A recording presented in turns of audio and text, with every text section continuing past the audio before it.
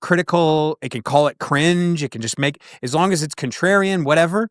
Just a quick little response can equal or have more value than the actual original person's. Well, that's what getting ratioed is, right? Yes. Getting ratioed is somebody coming in, and it's very rare. How many times in history has it happened where someone's got ratioed with a reply that says, "This is so lovely. I'm so glad you did this," and meant it? Yeah, right. That's not It's never happened. It's always negative. It's always the contrarian. But do you see how like that is fundamentally changes like how we can do this, how we can make this happen? It feels like there's someone watching you at all times. You're kind of you're thinking to yourself, is this? I mean, everybody's goal, everyone's goal should be to not turn into a meme. Like you should, if you can thread yourself through life without trending on Twitter for becoming a meme at some point. Well, there's that thing, everybody on the internet, everyone's going to be famous for 15 minutes.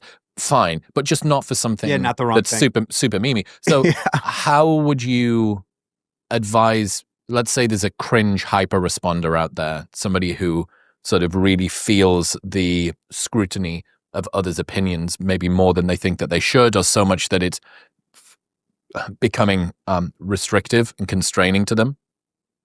What would you say to that person? Just be sure of what you want to say. Like, be sure. Like, what I see a lot of times in podcasts is that people might learn very surface level things, and then they just kind of bubble off. How conversations usually work. Just bubble off, and all of a sudden you're now taking a stance on something. The Ukraine. Yeah. Climate change. Exactly. And you're just, the thing is, like, it's not, you need to understand that the comment section is going to exist, that the response world is going to exist. So, like, by kind of just bubbling off into this world, like, you can get into some serious trouble. Okay, so understand where your domain of competence ends. Sure. Right. Yeah. And, this is I like, podcasting is scary. It really is, because this is how, when we get locked in this room, we can just keep talking, keep going, and we can just amount of nicotine and caffeine. Just blah, blah, blah. Yeah, like, I could start a business. I just have to do this, and like, someone be like, these guys are idiots, and they're teaching people or whatever. I do believe, like, you have to be able to pontificate on things. You have to be able to wonder and to explore ideas with your friend. But you can also get into trouble by, and you can be cringe and all those things. So for that person, that's not to say that there is no such thing as somebody who is wildly unaware of their own detachment from the world. For instance, Andy Elliott, right? Very difficult to look at him. Now, maybe in the world of sales, I haven't done a deep dive, maybe in the world of sales, he's a goat or something. It doesn't seem like that's the case.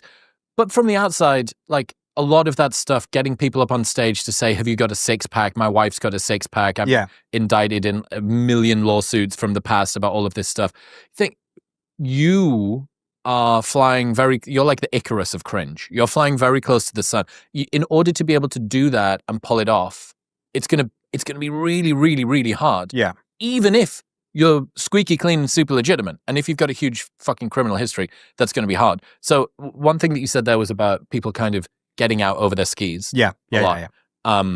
There's this idea called the Oxford Manner, which is the ability to play gracefully with ideas. And it's letting someone, a similar idea from Eric Weinstein is the accuracy budget.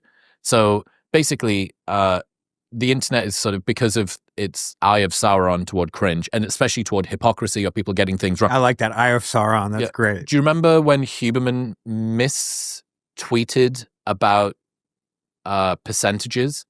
He stacked up percentages over time and did a tweet about it. Yeah.